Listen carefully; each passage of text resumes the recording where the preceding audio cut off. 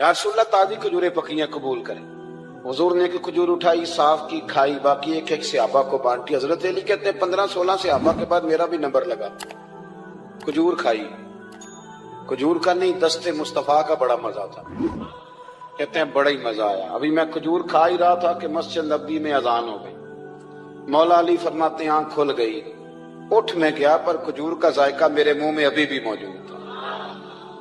اب اس پر پورا باب باندھا ہے شاہ عبدالحق الہ آبادی نے.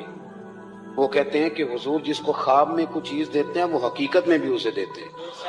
وہ خواب میں نہیں ہوتی، وہ حقیقت میں ہوتی ہے. پورا باب ہے. بہرحال عنوان پہ رہنا چاہتا ہوں. حضرت علی فرماتے ہیں میں اٹھا، وضو کیا، سنت پڑھی، مسجد چلا گیا. جا کے صف میں بیٹھ گیا. عمر فاروق آئے جماعت کرانے. کہتے ہیں عمر نے نماز شروع کی تو مجھے جھٹکا تب لگا جب عمر نے بھی وہی سورت شروع کر دی جو خواب میں سرکار نے پہلی رکعت میں پڑھی. میں سمجھا اتفاق ہے، لیکن کہتے ہیں دوسرا جھٹکا جب لگا جب دوسری رکعت میں حضرت عمر نے وہ سورت پڑھی جو حضور نے خواب میں دوسری رکعت میں پڑھی تھی. کہتے ہیں میں اب بڑا پریشان ہوں کہ یہ بات کدھر کی کدھر جا رہی ہے. مولا علی شیر خدا فرماتے ہیں نماز مکمل ہوئی تو کھجوروں کا ٹوکرا بھی آ گیا. فرماتے ہیں اب تو میری حیرت کی حد نہ رہی. حضرت عمر نے ایک کھجور اٹھائی، صاف کی، کھائی، دوسرے صحابی کو، تیسرے کو، چوتھے کو، 15-16 صحابہ کو ملی، مجھے بھی دی. کہتے ہیں کھجور کھائی، مزہ بڑا آیا. حضور سے تو دوسری مانگنے کو دل کرتا تھا پر مانگی نہیں تھی، ادب تھا. عمر سے تو جرانا تھا نا اپنا. ان کا رشک دیکھیں، آپس میں رشک دیکھیں، حسد نہیں رشک. فرماتے ہیں جرانا تھا نا. تو میں نے عمر سے کہا یار ذرا ایک کھجور اور دینا نا ذرا ایک کھجور. تو کہتے ہیں جناب عمر فاروق نے کھجور اٹھائی، صاف بھی کی. میں سمجھا ملنے لگی ہے.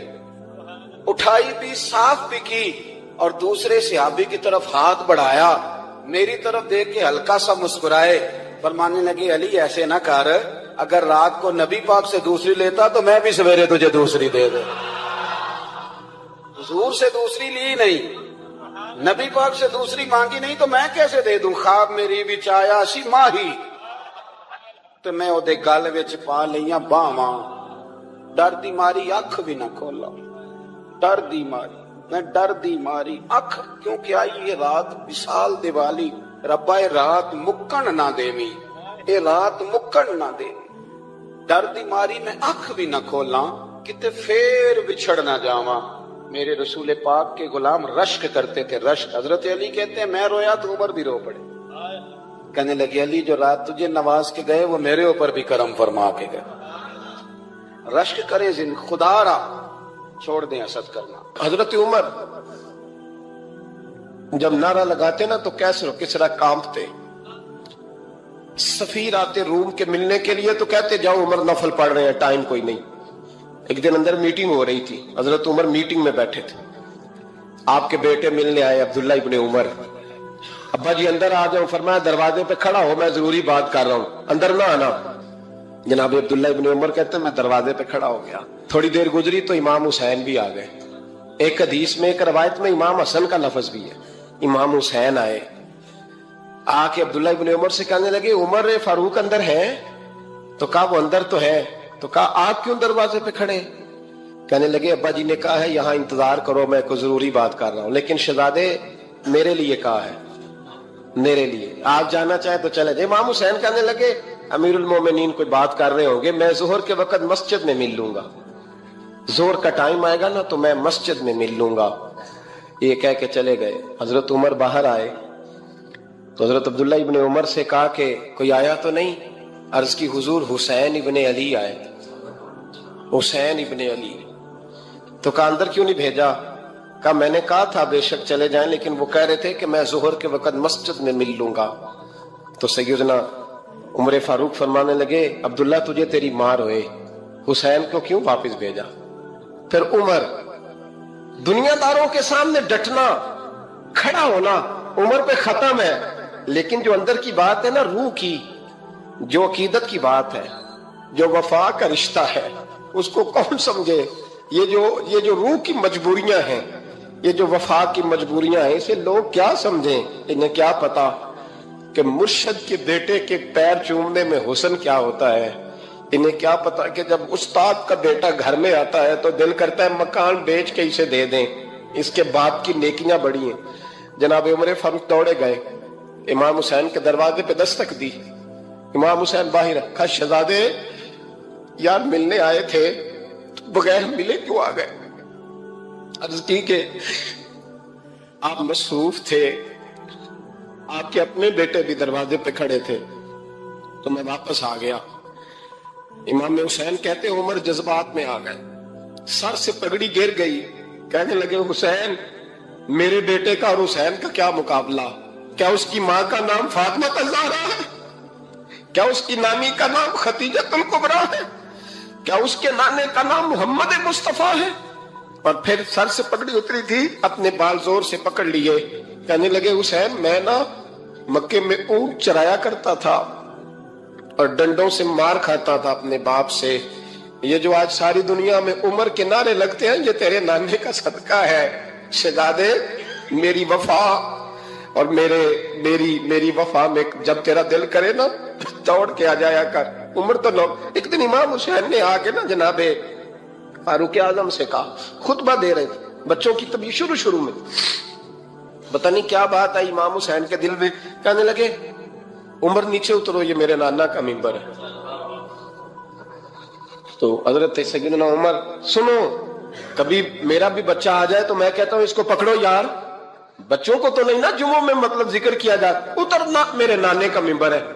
جناب عمر اتر کے نیچے کھڑے ہو گئے تو کہا جا کے اپنے نانے کے منبر پہ بیٹھ۔ تو حضرت عمر رو پڑے، کہنے لگے شہزادے میرے نانے کا منبر ہی کوئی نہیں ہے ہی نہیں، یہ منبر یہ مصلی یہ تیرے نانے کی شان ہے، میرے نانے کا کوئی منبر نہیں، تیرے ہی نانے کا منبر ہے۔ تھوڑی دیر کھڑے رہے تو امام حسین کہنے لگے اچھا کوئی نہیں آپ کے نانے کا منبر کا نہیں، کہا چلو پھر میرے نانے کے منبر پہ بیٹھ جاؤ چلو خیر ہے، کوئی نہیں آپ کے نانے کا، کہا نہیں، تو کہا کوئی نہیں پھر میرے نانے کے۔ جب حضرت عمر بیٹھے تو بڑا شاندار جملہ کہا، فرمانے لگے میں منبر پر مرضی سے نہیں بیٹھا تھا، مجھے ابو بکر نے بٹھایا تھا، اور پھر حسین کے کہنے پہ میں اترا ہوں، اب مجھے حسین نے بٹھایا ہے، اب کسی کی جرت ہے تو عمر کو اتار کے دکھائے، اب میں حسین کا تیری نسل پاک میں۔ یار کتنی بے شرمی کی بات ہے، لوگ امام حسین کو باغی کہے۔ حضور کا وصال ہوا نا تو امام حسن اور امام حسین کی عمریں ابھی 7 8 سال 9 سال کے بیچ تھی، تو حضرت مولا علی شیر خدا رضی اللہ تعالیٰ عنہ کے ساتھ امام حسن آئے مسجد میں، تو منبر پہ بیٹھے ہوئے دیکھا حضرت ابوبکر صدیق کو، تو کہنے لگے نیچے اترنا میرے نانا کا منبر ہے۔ بچوں کو بڑی پہچان ہوتی ہے نا ابا کے کپڑوں کی، سے پتا ہوتا ہے کہ یہ میرے نانا کا ہے، یہ میرے نیچے اترو یہ منبر میرے نانا کا ہے۔ تو حضرت علی المرتضیٰ نے جلدی سے پکڑا، پکڑ کے فرمایا ذرا حسین حسن یہ کیا کہہ رہے ہو؟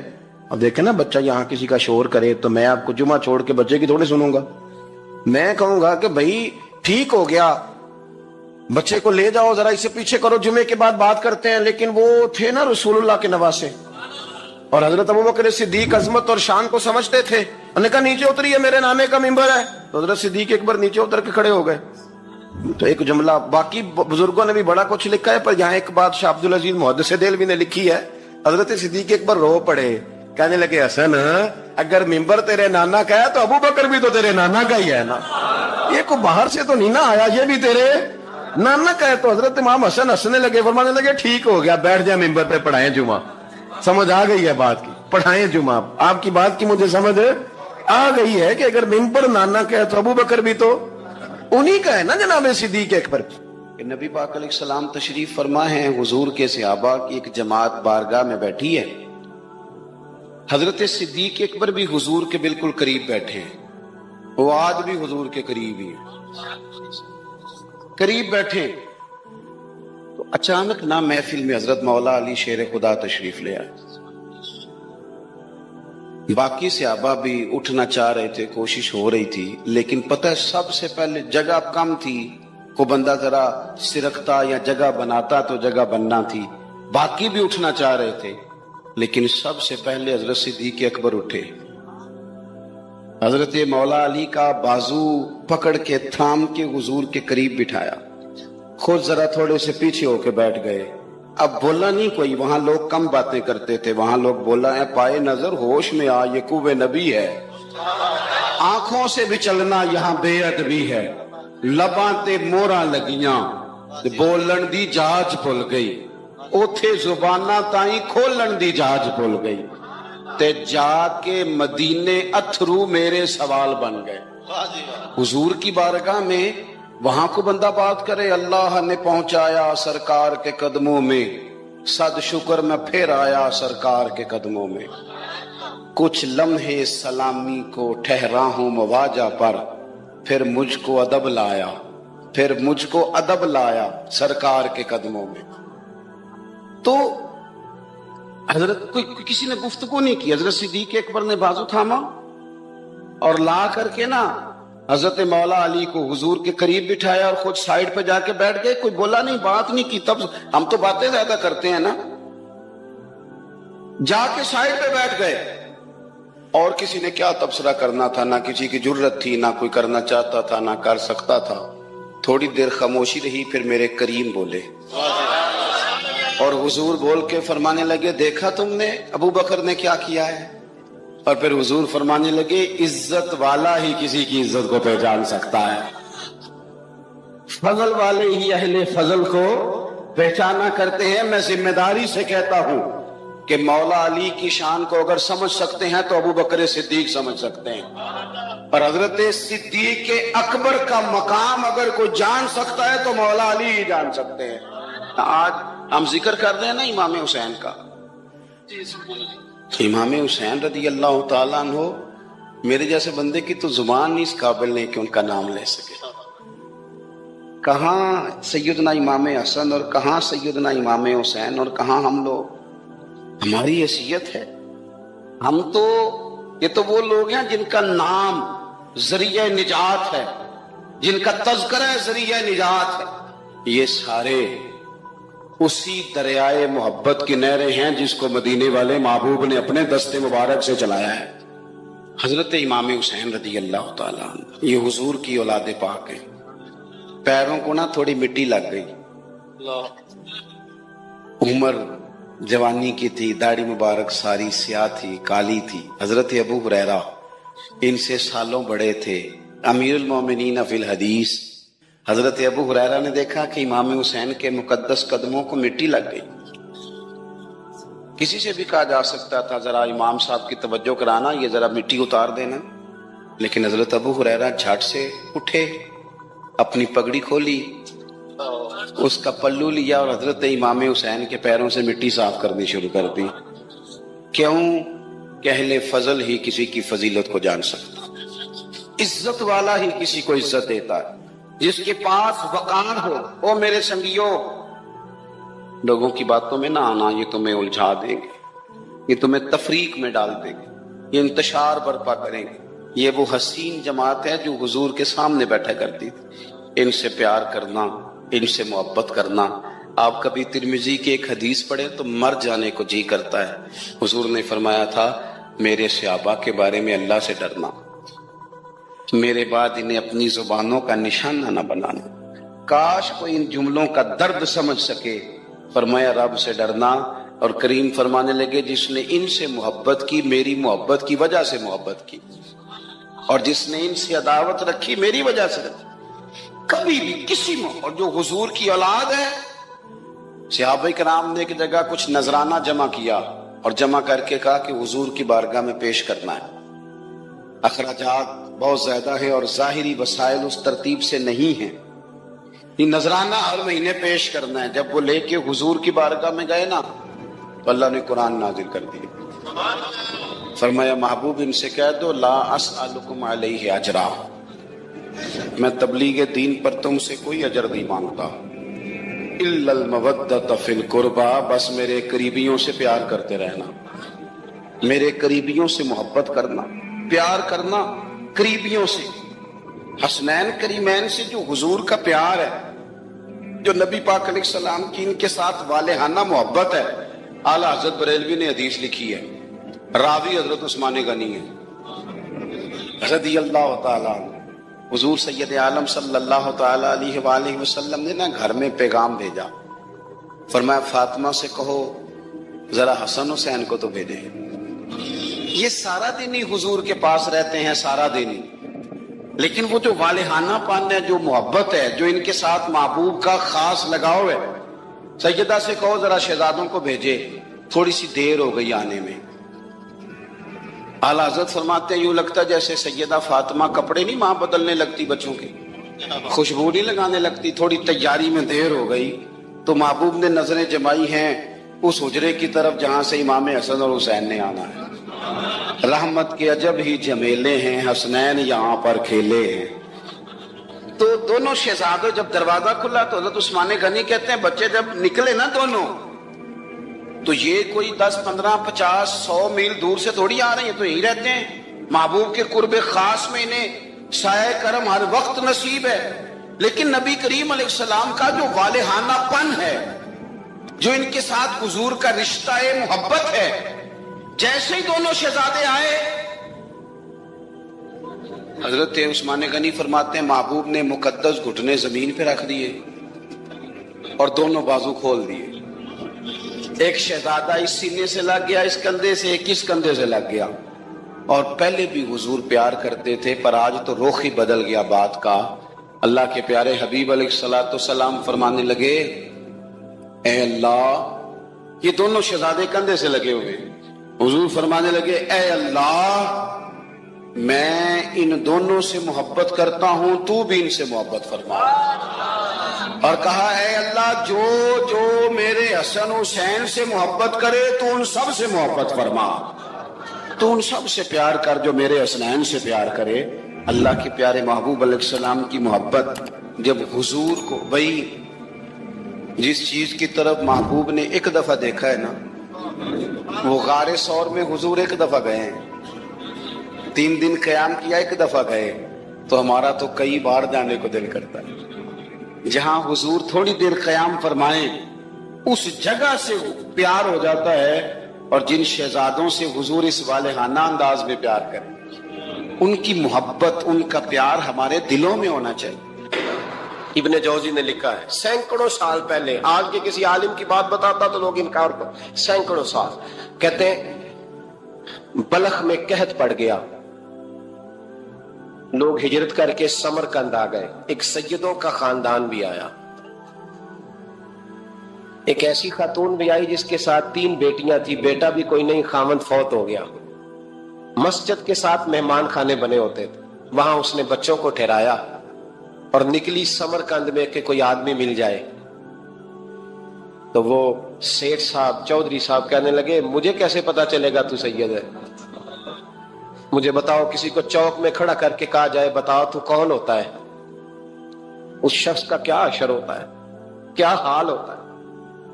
کہا کیسے پتا چلے گا؟ تو سید زادی نے اپنا پلو کھولا اور اپنے آنسو دونوں آنکھوں سے صاف کیے تو کہنے لگی اللہ تیرا بھلا کرے، میں ثابت نہیں کر سکتی کہ میں حضور کا خاندان، میرے پاس کوئی دلیل نہیں، میں نہیں بتا سکتی. چل ٹھیک ہے، چلی گئی. کسی نے بتایا کہ یہاں ایک یہودی بھی رہتا ہے، وہ بڑا سخی ہے، یا آتش پرست ہے، یا پارسی ہے کافر غیر، سخی بڑا ہے. اس کے پاس گئی، بیٹھی رہی، لوگ بیٹھے تھے، جب چلے گئے تو قریب گئی، کہنے لگی مجبور ہوں، پریشان ہوں، غریب نہیں ہوں. کہنے لگا بی بی تجھے کبھی دیکھا نہیں، سمرقند کی اتنی آبادی نہیں، میں سارے شہر، تو کون ہے؟ تو کہنے لگی تعارف نہ ہی پوچھے تو اچھا ہے. اس نے کہا چلو اگر پتہ چل جائے تو. کہنے لگی میں مسلمانوں کے نبی کی اولاد ہوں. مسلمانوں؟ اس نے کہا پیغمبر خدا کی اولاد. اٹھ کے کھڑا ہو گیا، بی بی کو ساتھ لیا، گھر گیا. کہنے لگا جو صاف ستھرا کمرہ ہے نا اسے پھر دھو ڈالو، ایک دفعہ پھر دھو ڈالو. کمرہ دھلایا، صاف کرایا. پھر کہنے لگا بی بی میرے برتن زیادہ صاف ستھرے نہیں، میں نئے نہ خرید کے لا دوں. پھر نئے برتن لایا. پھر اپنے بچوں سے کہنے لگا اونچا نہ بھولنا، یہ سیدہ فاطمہ کی شہزادیاں آئی، یہاں کوئی شخص اونچی بات نہ کرے. پھر کہنے لگا بی بی جو میرا بالکل طیب اور حلال رزق ہے نا، یہ اس میں سے لنگر ہے، لیکن چونکہ میں غیر مسلم ہوں، مجھے سلیقے نہیں آتے، جیسا تیسا بھی ہو نا اسے قبول کر لینا. خاتون کو کہنے لگا یہ گھر ہے، جب تک جی چاہے یہاں رہنا، دیکھنا ہو سکے تو رات اپنے نبی سے سفارش کرنا، میرا بھی کوئی مسئلہ، میری بھی کوئی قبولیت کہیں ہو جائے۔ وہ مسلمان کہلانے والا رات کو سویا، کہتے جنت سجی ہوئی ہے، لوگ جنت میں جا رہے ہیں، لائنیں لگی ہوئی ہیں، نبی پاک لوگوں کو جنت میں بھیج رہے ہیں، میں بھی دوڑ کے لائن میں لگ گیا، فرشتے نے میرا بازو پکڑا، کہا پیچھے ہٹ، تو میں دوڑ کے حضور کی بارگاہ میں گیا، میں حضور سارے جنت میں جا رہے ہیں، یہ مجھے نہیں جانے دیتا۔ نبی پاک نے فرمایا تو کون ہے؟ کہ یا رسول اللہ میں مسلمان ہوں۔ کہتے حضور مجھ سے فرمانے لگے کوئی دلیل ہے تیرے پاس؟ دلیل ہے کوئی تیرے پاس؟ میں چپ کر گیا، فرمایا میری بیٹی اگر تیرے دروازے پر آ ہی گئی تھی تو دلیلیں پوچھنے لگ گیا تھا؟ میں جا دوڑ جا، سویرے آنکھ کھلی تو گلیوں میں ڈھونڈتا پھرتا ہے، تلاش کرتا پھرتا ہے، کونے کونے میں جاتا ہے وہ سادات کا گھرانہ کہاں گیا، ڈھونڈتے ڈھونڈتے اس غیر مسلم کے دروازے پہ جا کے پہچان لیا تو کہنے لگا خدا کا واسطہ جو تو نے نوکری کی ہے نا ان کی مجھ سے 11 گنا لے لے، یہ سادات کا گھر مجھے دے دے۔ تو کہنے لگا کل تو آتا تو شاید بات اور ہوتی، آج بات اور ہے۔ اس نے کہا مہربانی کر، کہا نہیں کل تو آتا تو معاملہ اور تھا، آج معاملہ آج اور ہے، رنگ بدل گیا ہے، حالات تبدیل ہو گئے ہیں، اب تو دیکھ تاک کے آیا، جا دوڑ جا۔ کہنے لگا نہیں مہربانی کر دے دے، تو غیر مسلم میں تیرا کیا تعلق؟ کہنے لگا چپ کر، غیر مسلم میں کل تک تھا، کل سے سجدوں سے پیار کیا ہے تو میرے حالات سنور گئے ہیں، وہ جو نظارے تو نے رات خواب میں دیکھے ہیں میں نے جاگتی آنکھوں سے دیکھے ہیں، میں نے جاگتی آنکھوں سے، اور تو نے کسی مفتی پیر عالم کے ہاتھ پہ کلمہ پڑھا ہے، میں نے رات محمد عربی کے ہاتھ پہ کلمہ پڑھا۔ اور نبی پاک نے فرمایا علی سے پیار کرنے والا مومن ہے، اور فرمایا بغض علی نفاق، اس کے سینے میں علی کا بغض ہو وہ منافق ہے، وہ منافق ہے۔ جس کو نبی پاک منافق ہے، منافق ہے کہ نہیں؟ ذکر علی عبادہ، النظر الی وجہ علی عبادہ، فرمایا علی کا چہرہ دیکھنا بھی عبادت ہے اور ان کا ذکر کرتے رہنا بھی عبادت ہے۔ اسلام صرف اخلاقیات کا مذہب نہیں، اخلاق، مسلمان کا اخلاق یہ اس کا پھل ہے، یہ اس کا پتے ہیں، پھول ہیں، لیکن نبی پاک کی غلامی، حضور کی محبت، صحابہ اور اہل بیت کا احترام یہ ایمان کی جڑ ہے۔ جڑ مضبوط نہ ہو تو نہ پھول اگتے ہیں، نہ پھل آتے ہیں، نہ ٹہنیوں پر کوئی پتا آتا ہے۔ جڑ کا مضبوط ہونا بڑا ضروری ہے۔ ان محبتوں کا سینے میں اٹھنا، پہلا پہلو آج کے موضوع کا اس کو ذہن میں رکھیں، محبت کا جوش مارنا، محبت کا جوش مارنا، پیار کا بڑھنا، طبیعت میں ذوق پیدا ہونا، یہ ایمان کی علامت ہے۔ یعنی حضرت عمر کی بات سن کے دل کا ٹھنڈا ہونا ایمان کی علامت ہے، اور امام حسین کی بات سن کے طبیعت کا سکون میں آنا یہ ایمان کی علامت ہے۔ حضرت فاطمہ الزہرا کا ذکر ہو اور وجود کے رونگٹے کھڑے ہو جائیں، طبیعت پہ کیف طاری ہو جائے، سیدہ زینب کا تذکر آئے تو آنکھوں میں آنسو چھلک پڑے، یہ ایمان کی علامت ہے۔ انسان کے وجود پر اثر ہو، لیکن جو آدمی کچی کچی باتیں کرے، کمزور کہانیاں سنائے کہ نہیں جی وہ ٹھیک ہے، اہل بیت ہی اصل تھے، سارا کچھ وہی تھے، صحابہ بس وہ، بھائی جس آدمی کے پیچھے مولا علی نماز پڑھتے ہیں وہ بندہ تجھے قبول کیوں نہیں؟ جس ابو بکر صدیق کے پیچھے وہ نمازیں پڑھتے ہیں تجھے کیوں نہیں قبول؟ جس عمر کے وہ مشیر بنتے ہیں تجھے کیوں نہیں حضرت عمر قبول؟ اور جس عثمان غنی کے بارے میں مولا علی کی یہ رائے ہے کہ امام حسن اور حسین کو تلواریں دے کے حضرت عثمان کے دروازے پر کھڑا کر کے کہا بیٹا یہاں کھڑے رہنا، کوئی دشمن عثمان کے قریب نہ آنے پائے، تو جس عثمان کے حضرت علی محافظ ہیں تجھے وہ عثمان کیوں قبول نہیں؟ یاد رکھو ہم لعنت بھیجتے ہیں فرقہ واریت پر، امت کو تباہ کرتے ہیں وہ لوگ جو فرقہ واریت پیدا کرتے ہیں، لیکن آپ کو بتاؤں جس جماعت سے آپ کا تعلق ہے نا، اس جماعت کی امت مسلمہ کو ضرورت ہے. قیامت بھی 10 محرم کو ہی آئے گی، جمعے کا دن ہوگا. تو میں آج دل کو حاضر ناظر رکھ کے، اپنی طبیعت کو حاضر پا کے باشعور آپ کو کہہ رہا ہوں، جاگ کے سننا خدا کا واسطہ. آپ اس جماعت سے تعلق رکھتے ہیں، اگر کافر کے سامنے اسلام کا کوئی چہرہ پیش ہو سکتا ہے تو صرف سنی کا چہرہ پیش ہو سکتا ہے. ختم ہو گئی بات. ورنہ کوئی صحابی کا بے ادب ہے، کوئی اہل بیت نبوت کا. آج مجھے کہہ لینے دو، کھول کے کہہ لینے دو. لوگ دلیلیں دیتے پھرتے ہیں، کہتے ہیں جی ایک وہ پینٹ کوٹ والا مولوی ہے، اس نے اینک بھی لگائی ہے، داڑھی بھی رکھی ہے، پینٹ کوٹ بھی پہنتا ہے. اس نے جی 1500 بندہ ایک دن مسلمان کر دیا، ایک دن 1000 مسلمان کر دیا. پر پتہ ہے وہ بدبخت کہتا کیا ہے؟ وہ کہتا ہے امیر المومنین یزید رضی اللہ تعالیٰ عنہ. میں کیا کروں اس کے 1500 مسلمان کو یا 2000 اس کے کلمہ، اور وہ یہ بڑی دلیلیں دیتا ہے. وہ دلیلیں سنبھال کے رکھے، وہ دلیلیں جو جی بڑے لوگ اس کے ساتھ ہوتے ہیں. تو کربلا کے موقع پر زیادہ لوگ یزید کے ساتھ تھے، زیادہ لوگ. ہم کثرت کے قائل نہیں، ہم حق کے قائل ہیں. ہم اب چھوڑ دو بات، دلائل کی طرف آؤ. عجیب تماشا ہے. اور ایک مولوی صاحب اس کی حمایت کر رہے تھے، کہتے نہیں بندہ ٹھیک ہے، وہ بھول گیا تھا، اصل میں قصور عبید اللہ ابن زیاد کا تھا، اصل میں غلطی عمر بن سعد کی تھی، تو یزید کو زیادہ الزام نہیں دینا چاہیے. میں نے کہا بڑی تمہاری قریبی رشتہ داری ہے یزید کے ساتھ، تو اللہ سے دعا کیوں نہیں مانگتے کہ تمہارا حشر یزید کے ساتھ کرے؟ مانگنی چاہیے نا دعا. کیا خیال ہے آپ کا؟ ہم الحمدللہ جمعے والے دن مسجد میں بیٹھ کے دعا کرتے ہیں، یا اللہ ہمارا حشر امام حسین کے غلاموں میں کرنا. تو بھی کرنا، جرت کر، جرت. ہماری جرت دیکھ، ہم یہ نہیں کہتے ان کے ساتھ کر، ہم کہتے ہیں یا اللہ ہمارا حشر ان کے. ہماری جرت دیکھو، ہم ان کے غلاموں میں، قدموں میں، نوکروں میں بیٹھنے کو وہ دعا مانگ رہے ہیں، یا اللہ ہمارا ان کے غلاموں میں، غلاموں کے. تو بھی جرت کر دلیری، کر جرت، کہ یا اللہ میرا حشر یزید کے ساتھ کر دلیری. اگر اتنا ہی اچھا تھا تو بے شرمو اتنا ظلم نہ کرو، اتنی زیادتی، اتنا ظلم نہ کرو. یہ ظلم ہے.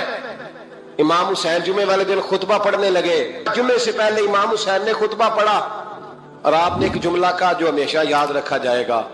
آپ نے فرمایا یزید کو جا کے بتا دو کہ مجھ جیسا تجھ جیسے کی بیعت نہیں کر سکتا.